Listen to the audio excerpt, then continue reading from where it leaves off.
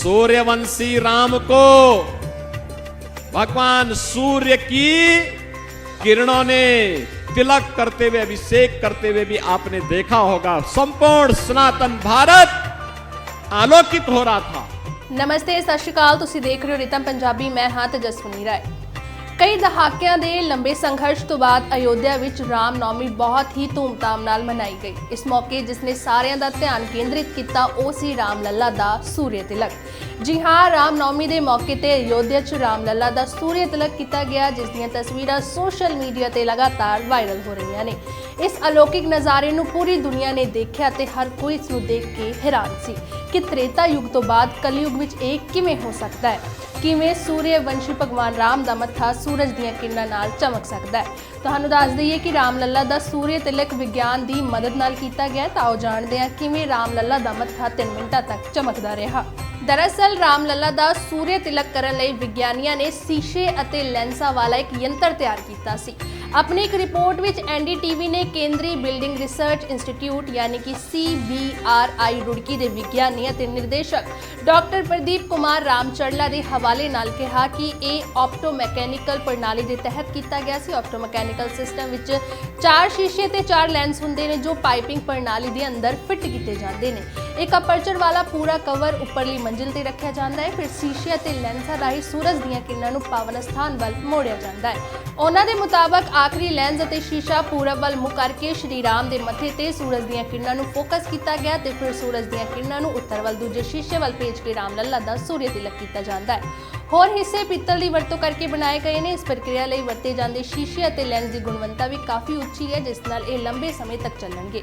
इस पूरे सिस्टम से अजिहा उपकरण लगाया गया जो कि शीशे अते लेंस ते सूरज दीयां किरणां की गति नूं बदल सकता है। दिलचस्प गल तां यह है कि यह पूरा सिस्टम बिना बिजली के काम कर सकता है।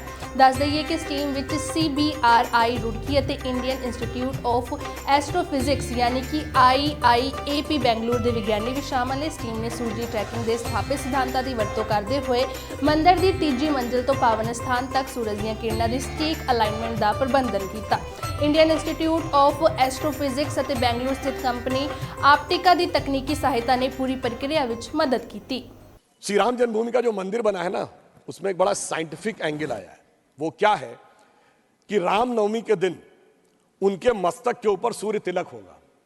अब इसके लिए सबसे पहले किस चीज की जरूरत है, जो प्लैनेटरी पोजीशन थी कि अर्थ का जो एंगल होगा सूर्य के साथ उस पर्टिकुलर दिन कैसे होगा। तो इसमें 3 इंस्टीट्यूट ने काम किया है।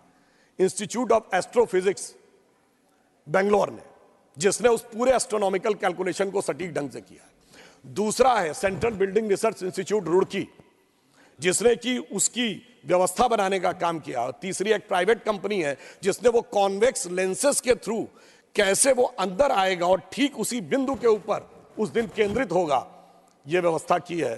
मगर मैं अपने विरोधियों को बताना चाहता हूं, आज तो एस्ट्रोफिजिक्स का इंस्टीट्यूट है, आज तो हमारे पास इतनी टेक्नोलॉजी है, मगर यही तो कोणार्क के सूर्य मंदिर में भी था। यही तो अगर आप देखें तो आंध्र प्रदेश में वेद नारायण मंदिर है, उसमें भगवान के चरणों के ऊपर पड़ती है। कोल्हापुर में महालक्ष्मी का मंदिर है महाराष्ट्र में, उसमें 3 दिन के लिए इक्विनॉक्सेस आते हैं तो देवी के मस्तक से लेकर चरणों तक चले जाते हैं। कर्नाटक के श्रृंगेरी में जो मंदिर है उसमें 12 महीनों में अलग अलग सूर्य की गति पड़ती है। पूछिए साहब, अगर विज्ञान नहीं था तो उस जमाने में इतना सटीक कैलकुलेशन कैसे हुआ जो आज इतने बड़े बड़े सैटेलाइट्स के बाद होने की बात आई है। इसलिए मैं कह सकता हूं कि इसके लिए हमें इस विचार पे धर्म और संस्कृति के साथ इस विज्ञान पर भी गर्व करना चाहिए। वैसे मैं एक और बात कहना चाहता हूं, इसमें विज्ञान का एक और गहरा, आप सबको ध्यान हो कि उसमें 84 सेकंड का मुहूर्त था, पर वो शुरू कहां से होता है? अगर आपने कभी भी उसको सुना हो, लोग को तो क्या कहते हैं, ब्रह्मा आयु द्वितीय परार्धे। द्वितीय परार्ध ब्रह्मा की आयु मतलब 155 ट्रिलियन ईयर्स। वैसे बिग बैंग थ्योरी कहती है कि 14 बिलियन ईयर पहले दुनिया बनी। तो मैं बता देना चाहता हूं कि जेम्स वेब टेलीस्कोप ने जो नई फाइंडिंग की है उसमें बहुत सी गैलेक्सीज ऐसी आई हैं जो 14 बिलियन से आगे की आ रही हैं। तो now that theory has become debatable. फिर वहां से आते हैं श्वेत वाराह कल्प यानी 1.97 बिलियन ईयर्स। फिर आते हैं वैवस्वत मनवंतरे, फिर आते हैं कलयुग यानी 5125 ईयर्स। फिर आते हैं विक्रम संवत में 2081 साल। फिर आते हैं वर्ष में, वर्ष के भाग में, उत्तरायण सूर्य में, फिर आते हैं महीने में, और उसके बाद वार नक्षत्र होते हुए 84 सेकंड तक। मैं कहना चाहता हूं ये भारत की सनातन यात्रा है जो 155 ट्रिलियन ईयर से लेकर सटीक कैलकुलेशन 84 सेकंड तक का करती है। मुझे लगता है दुनिया में कोई धर्म संस्कृति ऐसी नहीं होगी जो इस प्रकार का करने की क्षमता रखती हो, वो सिर्फ हमारे यहाँ। मगर उसके बाद भी माननीय सभापति महोदय, मैं कहना चाहूंगा कुछ लोगों को, और इस बारे में दुनिया के सबसे बड़े कॉस्मोलॉजिस्ट कार्ल सेगन, जिसने first man made object Voyager जो सोलर सिस्टम के बाहर गया है उसका जो मैसेज है कंपोज किया है, उसने लिखा है, उसका वीडियो कोई जाके चेक कर सकता है। Now only the ancient calculation of Hindus matches with the modern scientific calculation, cosmological calculation.